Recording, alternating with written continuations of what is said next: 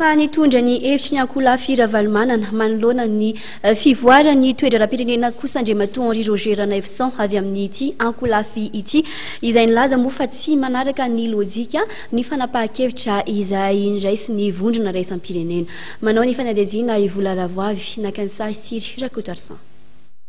Tsy manaraka ny lojika ny fanapahan-kevitra izay niraisy ny vondrona raisam-pirenena ny taona 2024 ny makaty hoy Andriamatoa Henri Roger Ranefson ary nambaran'ity mpanao politika ity fa tsy manantena n'inona ny fitsidihana izay ataon'ny mpanelanelan'ny SADC Andriamatoa Joachim Chissano hanomboka ny 7 volana Jolay izao ny Ankolafy Ravalomanana.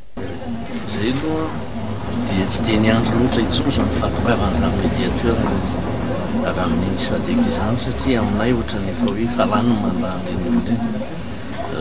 zareo moa dia ohatrany hoe ny zavatra tenenindreny mantsy ny ohatrany lasa bible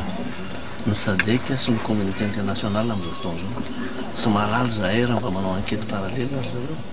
dia manana point de vue hafa fa ny fahitanay azy ny position ny communauté internationale amin'izao fotoana izao dia azo iverina ihany fa misy incohérence nanomboka hatramin'ny 7 ka mandrakitiny androany.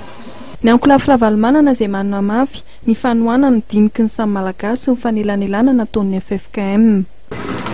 Misy foana ny mivarotra Ravalomanana tamin'ny etombohany nataon'ny FFKM nataon'ny vato azy. Solution avy aminareo? Anisan'ny solution. Anisan'ny solution ary zareo fa nanome scénario mazava hoe zao ny lalak'izorana ny fahitanay azy ary indrindrindrindra ny importance ny aminay dia le hoe ohatrany hoe solution malgasy aty da iny fanodinay ary asa nafantatrareo fa tamin'ny 26 juin teo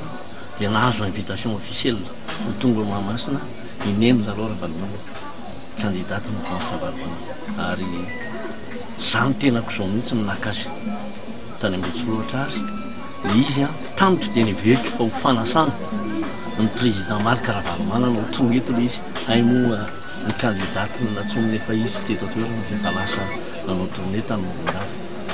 Manoloana ny fanambarana izay nataony Ziky farany teo izay nanamafy ny tokony hisy tany candidat telo ary amoahana lisitra vaovaon'ny candidat dia laza Andriamatoa Henri Roger Ranefson fa tsy mahita ny antony tokony anakisahana ny candidat tolotra izy ireo ny tenany ary no mafisiny fa Ramatoa Ravalomanana no mijanona ho candidat ny Ankolafy Ravalomanana.